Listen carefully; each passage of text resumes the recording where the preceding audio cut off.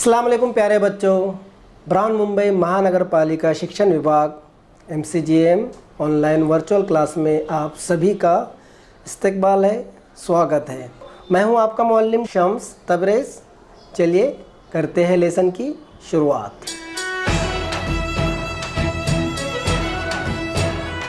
अस्सलाम वालेकुम प्यारे बच्चों, कैसे आप लोग? उम्मीद है खैरियत से होंगे, पढ़ाई बराबर कर रहे होंगे और हमारे वीडियो भी लगातार देख रहे होंगे। माध्यम उर्दू, विषय हिंदी और कक्षा हमारी है 10वीं, जैसे कि आप लोग जानते ही हैं। और पाठ है आज हमारा पाठ क्रमांक 8, ऐसा वसन कब आएगा। इससे पहले हमने एक वीडियो इसका बना चुके हैं।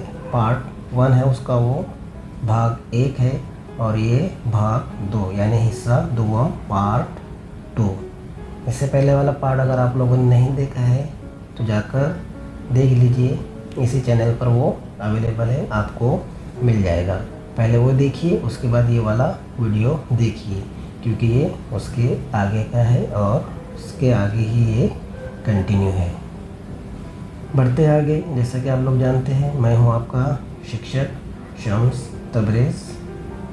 चलिए आगे बढ़ने से पहले सबसे पहले देख लेते हैं हम पिछले वीडियो में हमने क्या देखा। पिछले वीडियो में हमने देखा कि ऐसा वसंत कब आएगा। ये लिखे हैं जगन्नाथ प्रसाद मिलिंद जी ने। उनकी मृत्यु के बारे में हमने जानकारी ली, उनका जन्म कब हुआ और वो कहाँ पर रहते थे, किस तरह पढ़ाई करते थे और किस तरह आंदोलन में उन्होंने हिस्सा लिया। ये सब हमने पिछले वीडियो में देख चुके हैं। इसके अलावा जगन्नाथ प्रसाद मिलिंद जी के प्रमुख कृतियों के बारे में भी हमने जानकारी ली, जैसे कि आप लोग डिस्प्ले पे देख पा रहे। इसके अलावा हमने प्रस्तुत गीत में क्या हमें सीखने के लिए मिलेगा, वो भी हमने पिछले वीडियो में देख चुके हैं। अगर आप लोगों ने वो वीडियो नहीं देखा है तो जाकर देख सकते हैं। और इसके साथ साथ हमने जो ये गीत है, ये गीत के हम 3 पैराग्राफ पढ़ चुके हैं। अब हम उससे आगे पढ़ेंगे।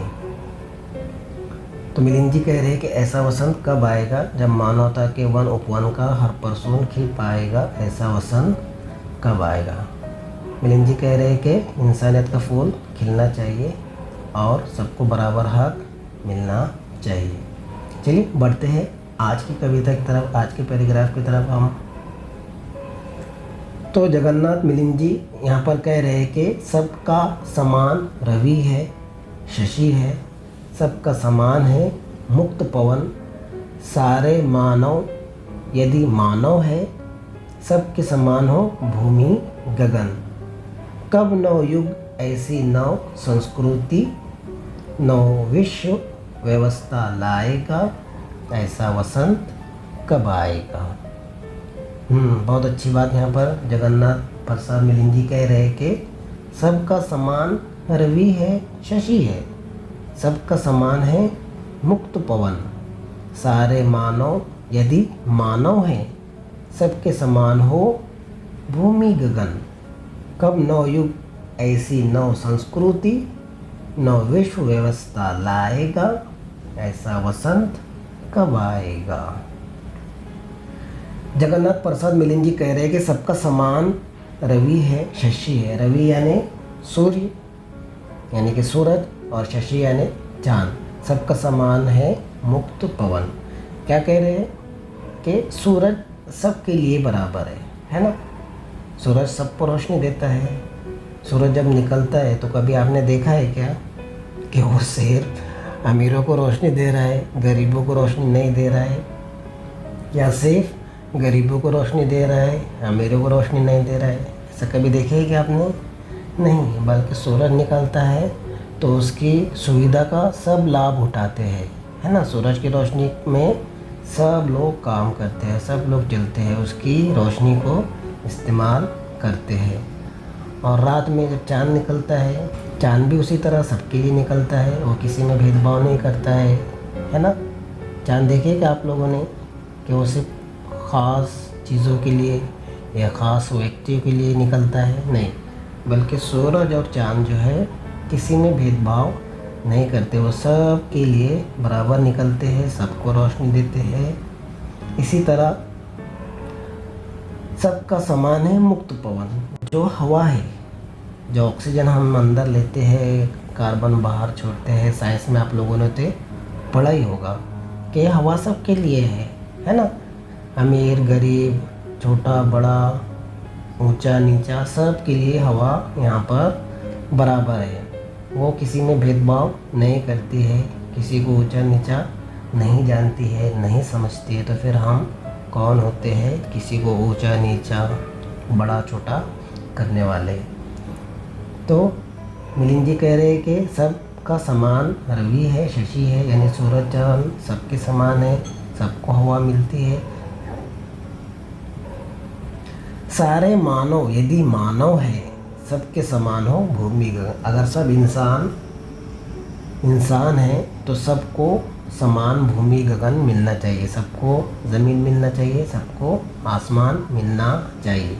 ज़मीन मिलना चाहिए यानी रहने के लिए छत मिलना चाहिए, एक घर मिलना चाहिए। क्या मिलना चाहिए? सबको भूमि भी मिलना चाहिए, गगन भी मिलना चाहिए। गगन यानी आसमान। जब वो आसमान में खुली हवा में जाना चाहे तो जा सकते हैं, कोई कैद नहीं रहे यहाँ पर, सब जो है आज़ाद रहे, सबको रहने के लिए घर मिले, सबको रहने के लिए छत मिले, है ना। गरीब बेचारा क्या करता है, बारिश के मौसम में भीगता रहता है, जिनके पास घर नहीं होते इधर से उधर भटकते रहते हैं। आपने देखे होंगे रेलवे प्लेटफॉर्म पर, ब्रिज के नीचे जो गरीब रहते हैं उनके पास इतना पैसा नहीं होता है कि वो अपना खुद का घर ले सके। तो रवि और शशि सबके लिए समान है, हवा सबके लिए समान है। उसी तरह भूमि और गगन भी सबके लिए समान होना चाहिए, किसी में कोई भेदभाव नहीं होना चाहिए। सब क्या हो, खुशी से रहे, आनंदित रहे, सबको यहाँ पर सुकून मिले। कब नवयुग ऐसी नव संस्कृति, नव विश्व व्यवस्था लाएगा। कवि जी पूछ रहे हैं कि कब ऐसी संस्कृति आएगी, कब ऐसी व्यवस्था आएगी कि सब लोग समान रह सके, गरीब गरीब ना रहे, बल्कि वो भी समाज में सबके बराबर रहे। कोई ऊंची जात नीची जात को बुरा ना कहे, कोई किसी को हकीर ना समझे, कोई किसी को बुरा ना समझे, कोई किसी को गिरा हुआ ना समझे। ऐसे व्यवस्था और ऐसी संस्कृति कब आएगी, कौन लाएगा?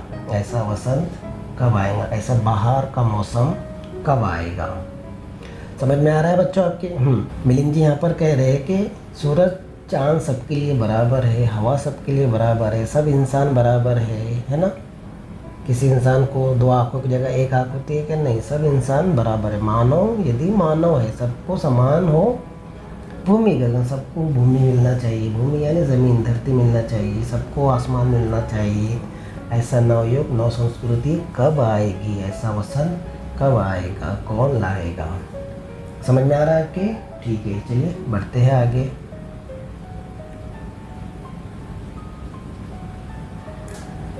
सबको दे भोजन वसन भवन, जिससे जीवन में रस छाए, खिल जाए अदर हंस दे आँखें, ऐसा वसंत जग में आए।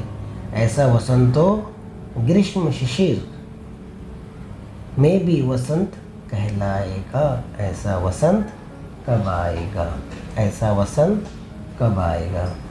क्या कह रहे हैं मिलिंद जी? सबको दे भोजन वसन भवन, जिससे जीवन में रस छाए, खिल जाए अधर हंसते आँखें, ऐसा वसंत जग में आए।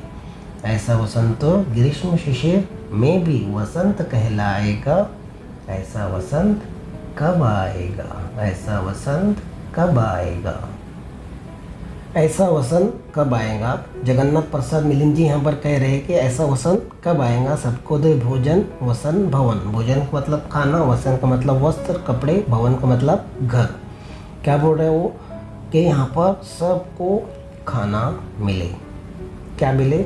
खाना। कोई भी बच्चा या कोई भी इंसान क्या हो, भूख से ना मरे, भूखा ना रहे, एक वक्त भी ऐसा ना गुजरे जब उसको खाना ना मिले। सबको खाना मिलना चाहिए, ऐसा कह रहे हैं जगन्नाथ प्रसाद मिलिंद जी। कि ऐसा मौसम, ऐसा वसंत कब आएगा जब सबको खाना मिलेगा, दुनिया में कोई भी एक भी वक्त के लिए भूखा नहीं रहेगा। ऐसा वसंत आना चाहिए।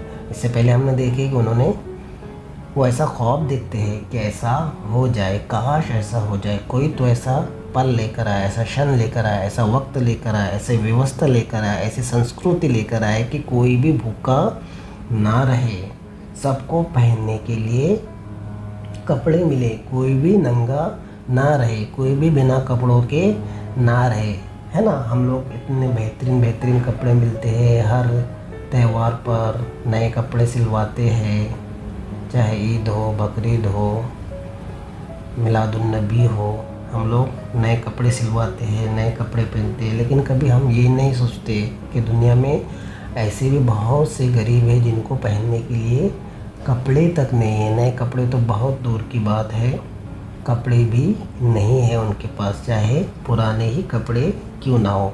खाने का भी हम इज़्ज़त नहीं करते हैं। हमारे घर, हमारे सामने खाना आता है तो हम बोलते हैं मम्मी ये बनाया आपने, मैं कैसा खाऊंगा। खाने की भी हम कदर नहीं करते। जो लोग भूखे रहते हैं, जिनको खाने के लिए नहीं मिलता, उनसे जाकर पूछिए कि खाना क्या होता है और खाने की इज़्ज़त क्या होती है, खाने की कदर क्या होती है। हमारे सामने खाना आता है, कितना कीमती खाना होता है। रोटी की कहानी तो आपने बचपन से ही सुने होंगे, सुने हैं ना रोटी की कहानी? नहीं सुने हैं?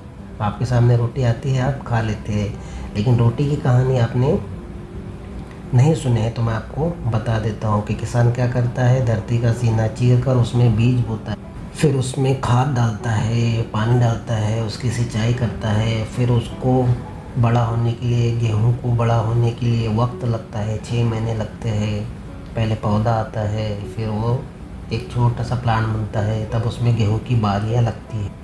बालियाँ लगने के बाद उसके सूखने का इंतज़ार किया जाता है, फिर वो सूखता है, फिर उसकी कटाई करते हैं, कटाई करने के बाद उसकी सफाई करते हैं, फिर उसको मशीन के ज़रिए गेहूँ निकाला जाता है, कचरा अलग किया जाता है और गेहूँ अलग किया जाता है। फिर वो मार्केट में बेचता है, सरकार उनसे खरीदती है, फिर वो जाता है बड़े बड़े डीलरों के पास, फिर वहाँ से जाकर वो छोटे छोटे दुकान वालों के पास आता है, फिर दुकान से हम जाकर गेहूँ खरीदते हैं, फिर उसको घर पे लाते हैं, फिर उसको साफ़ करते हैं, फिर चक्की वाले के पास लेके जाते हैं, फिर चक्की वाला उसको पीसता है और फिर आटा हमको मिलता है। फिर आटा हमारे घर में आता है, फिर हमारे घर में उसमें पानी डाला जाता है, नमक डाला जाता है और फिर उसको अच्छी तरह से गूंदा जाता है। फिर उसके बाद गैस पर, चूल्हे पर तवा रखकर उस पर उसको पकाया जाता है, थोड़ा सा तेल लगाया जाता है और फिर तब जाकर एक रोटी हमारे सामने आती है। समझ रहे हैं ना आप लोग? एक रोटी तब हमारे सामने आती है। कितने ही लोगों ने उसके ऊपर मेहनत की, तब जाकर एक सिंगल रोटी हमारे प्लेट में आई है, हमारे दस्तरखान पर आई है। अगर हर वक्त हम ये सोच ले कि ये रोटी कितनी कीमती है, तो कभी भी हम रोटी की बेइज्जती नहीं करेंगे, कभी भी उसको छोड़ेंगे नहीं। क्योंकि सुन्नत भी है कि हमारी प्लेट पूरी तरह से साफ़ होना चाहिए। बराबर है ना? सही बोल रहा हूँ ना मैं? तो खाने की भी इज़्ज़त करना चाहिए और जब हम कपड़े पहनाएं, है ना, हदीस भी है कि पड़ोसी का भी हमारे ऊपर हक है। जब हम अच्छा खाना खाएं या अच्छा कपड़े पहने तो हमारे पड़ोसी की तरफ भी झाँक कर देख ले कि हमारे पड़ोसी घर पर चूल्हा जला या नहीं जला, उन्हें खाने को कुछ मिल रहा है या नहीं मिल रहा है। जब हम कपड़े बनाएं, जब भी कोई भी नई चीज़ करें तो हम पड़ोसी का ध्यान ज़रूर रखें। जो अपने लिए पसंद करे वो अपने भाई के लिए पसंद करे। बराबर है ना? तो मिलिंद जी यहाँ पर यही कह रहे हैं कि सबको भोजन मिले, सबको वस्त्र मिले, सबको भवन मिले। भवन मतलब घर, रहने के लिए घर मिले। जैसे कि मैंने आपको अभी बताया हूँ कि कुछ लोग ऐसे रहते हैं जिनको रहने के लिए छत ही नहीं होती है। बेचारे रेलवे प्लेटफॉर्म पर रहते हैं, बस के अड्डों पर रहते हैं, ब्रिज के नीचे रहते हैं, छोटी सी झोपड़ी बनाकर रहते हैं, गरीब रहते हैं। उनके पास इतना पैसा भी नहीं होता है कि वो घर खरीद सके। बराबर ना? तो ऐसे लोगों को भी क्या मिलना चाहिए? घर मिलना चाहिए। ऐसी व्यवस्था लाना चाहिए। गवर्नमेंट ने ऐसा कोई काम करना चाहिए कि कोई भी ऐसा ना रहे जिसके पास घर ना हो, खुद की छत ना हो, है ना। खिल जाए अदर हंस दे आके ऐसा वसन जग में आए। तो ऐसा तब होगा, तब क्या होंगी हमारी आंखें हंसेंगी। हम हंसते हैं तो चेहरे से जाहिर होता है, हमारे मुंह से जाहिर होता है, लेकिन आंखें भी हंसती है। ऐसा वसंत जग में आए। मिलिंद जी कह रहे हैं कि ऐसा वसंत आना ही चाहिए, ऐसी व्यवस्था होनी ही चाहिए, ताकि दुनिया में हमारे मुल्क में कोई भी बिना घर के, बिना रोटी के और बिना कपड़ों के ना रहे। ऐसा वसंत तो ग्रीष्म शिशिर यानी गर्मी और ठंडी में भी वसंत कहलाएगा। गर्मी और ठंडी में भी अगर ऐसा वसंत आ जाए कि सबके पास रहने के लिए घर हो, सबको पहनने के लिए कपड़े हो, खाने के लिए खाना हो और रोटी हो, सारी सुविधाएं उपलब्ध हो, तो फिर इंसान को गर्मी नहीं लगेगी, ठंडी नहीं लगेंगी, वो मस्त रहेगा ऐसे वसंत में। तो अगर गर्मी में और ठंडी में अगर ऐसा वसंत आ जाए तो लोगों को कोई तकलीफ़ नहीं होगी गर्मी और ठंडी से। ऐसा वसंत कब आएगा? मिलिंद जी पूछ रहे हैं कि ऐसा वसंत कब आएगा? जब सबको खाना मिल जाए, रोटी मिल जाए, कपड़ा मिल जाए और रहने के लिए घर मिल जाए। जब ऐसा होगा तो उनकी आंखें भी हंसेंगी। ऐसा वसंत आना चाहिए। आप लोग भी इसके लिए कोशिश कर सकते हैं। कोशिश क्या करना है ये आप लोग खुद चुन सकते हैं। आप लोग बड़े हैं, छोटे बच्चे नहीं हैं, है ना? आप लोग मुस्तकबिल के शहरी हो, बराबर ना? तो आज हमने पढ़े ये कविता के 2 भाग। सबसे पहले हमने पढ़े सबका समान रवि है, शशि है, सबका समान है मुक्त पवन, सारे मानव यदि मानव है, सबके समान हो भूमि गगन। कब नवयुग ऐसी नव संस्कृति नव विश्व व्यवस्था लाएगा, ऐसा वसंत कब आएगा। ये वाला पैराग्राफ हमने पढ़े। इसके बाद दूसरा वाला पैराग्राफ पढ़े, ये वाला सबको दे भोजन वसन भवन, जिससे जीवन में रस छाए, खिल जाए अदर हंस दे आँखें, ऐसा वसंत जग में आए। ऐसा वसंत तो ग्रीष्म शिशिर में भी वसंत कहलाएगा। ऐसा वसंत कब आएगा। तो बच्चों, यहाँ पर हमारी कविता ऐसा वसंत कब आएगा जो लिखी है जगन्नाथ प्रसाद मिलिंद जी ने, यहाँ पर ख़त्म होती है। उम्मीद है आपको मज़ा आया होगा, समझ में आया होगा। ये कविता आपके समझ में आई होगी। बढ़ते आगे, अब देख लेते हैं स्वाध्याय और थोड़ी बहुत चीज़ें व्याकरण की। तैयार है आप लोग? चलिए स्वाध्याय में सबसे पहले है निम्न शब्दों के लिए कविता में प्रयुक्त समानार्थी शब्द चुनकर लिखिए। समझ में आया आपके? निम्न शब्दों में नीचे शब्द दिए हुए हैं, जैसे यहाँ पर है कमी। निम्न शब्दों के लिए कविता में प्रयुक्त समानार्थी शब्द चुनकर लिखिए। समानार्थी शब्द आपको समझता है, जैसे हमने देखे शशि रवि, रवि मतलब सूरज, शशि मतलब चांद। तो उसका मतलब ना होते हुए वो समानार्थी शब्द, एक जैसे अर्थ वाले शब्द है, जैसे शशि, चांद, चंद्रमा, ये सब। ठीक है, तो आपको क्या करना है, समानार्थी शब्द चुनकर लिखिए। तो देखते हैं कमी का समानार्थी शब्द क्या है, बताइए जल्दी। कमी का समानार्थी शब्द क्या है जो इस कविता में यूज़ किया गया है, इस कविता में है कमी। चलिए मैं बताता हूँ आपको। कमी मतलब अभाव, कमी अभाव, ये समानार्थी शब्द है। दोनों का अर्थ एक ही है, समान अर्थी, यानी एक जैसे अर्थ वाले शब्द है। देखते हैं अगला शब्द कौन सा है, हंसी। चलिए ये तो बहुत आसान है, आप लोगों ने कविता में सुने भी है, पढ़े भी है। चलिए जल्दी बताइए मुझे, हंसी का समानार्थी शब्द क्या है जो इस कविता में हमने पढ़े हैं। खुशी, हंसी खुशी। देखते हैं अगला शब्द कौन सा है, फूल। मैं आपको बताया हूँ कि फूल का समानार्थी शब्द क्या है।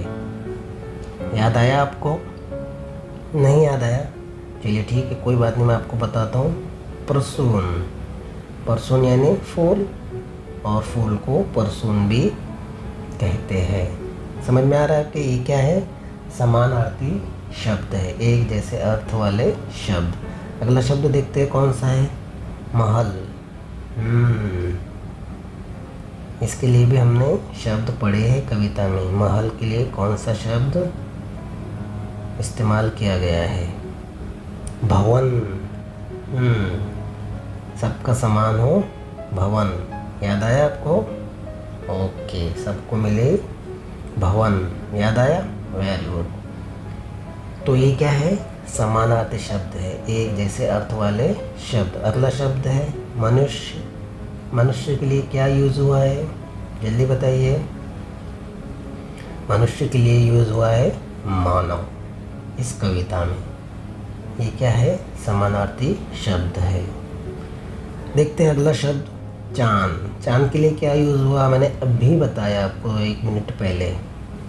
जल्दी बताइए। चांद के लिए शशि। Very good. चांद का समानार्थी शब्द शशि। अगला शब्द है हमारे पास वस्त्र। ये भी मैंने आपको बताया हूँ, समझाया हूँ। वस्त्र, वसन, ये इसका समानार्थी शब्द है। अगला शब्द देखते हैं मन। मन के लिए क्या यूज़ हुआ है? मानस। तो ये सब समानार्थी शब्द है। क्या था हमारा सवाल? निम्न शब्दों के लिए कविता में प्रयुक्त समानार्थी शब्द चुनकर लिखिए। कमी का अभाव, हंसी का खुशी, फूल का परसून, महल का भवन, मनुष्य का मानव, चांद का शशि, वस्त्र का वसन, मन का मानस। बढ़ते आगे, देखते हैं अगला क्या है।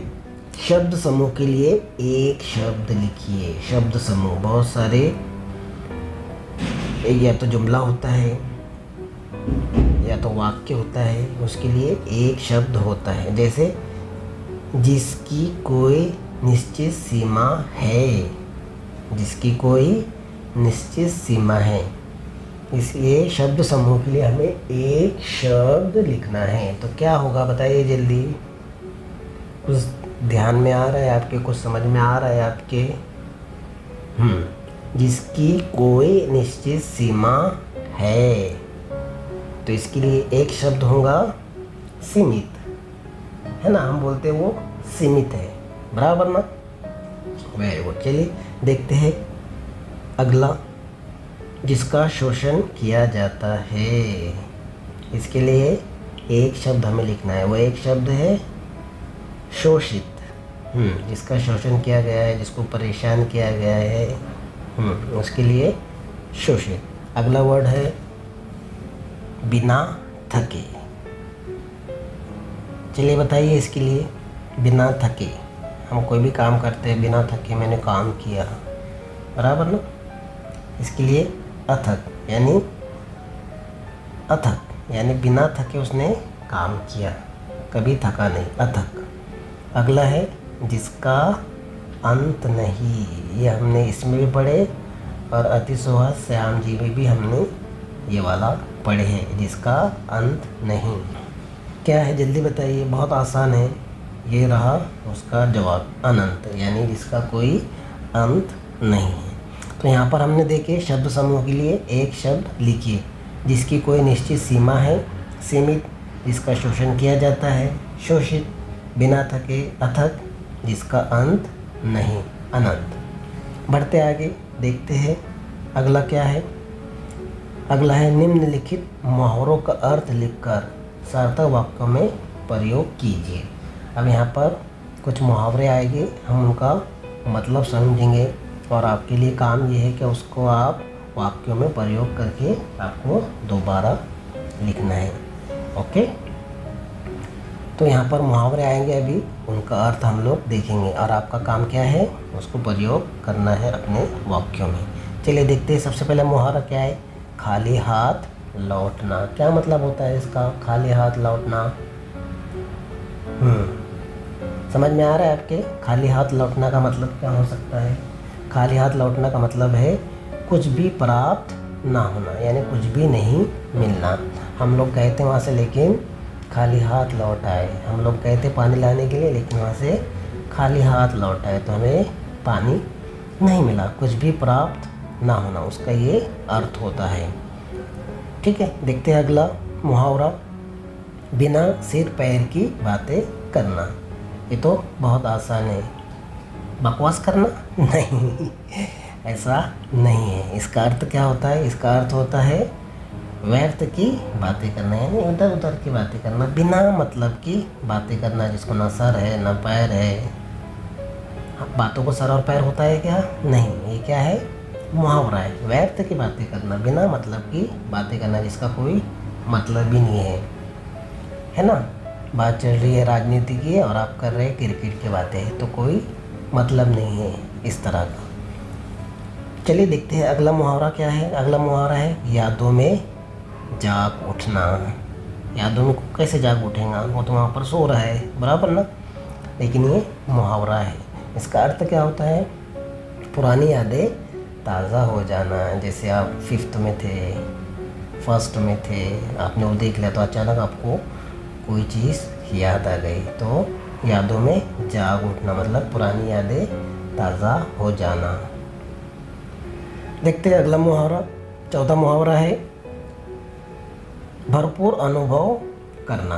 क्या करना? भरपूर अनुभव करना। इसका मतलब है संतुष्ट हो जाना। जैसे आप कहीं घूमने के लिए गए और वहाँ पर आपने भरपूर घूमा, है ना? किसी थीम पार्क में गए आप, भरपूर वहाँ पर घूमा, सारी चीज़ें देख ली आपने, तो आप क्या हो गए?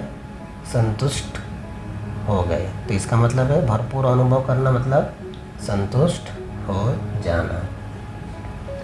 तो बच्चों, पढ़े आज हमने कविता और उसको समझे, और कुछ व्याकरण भी हमने पढ़े हैं।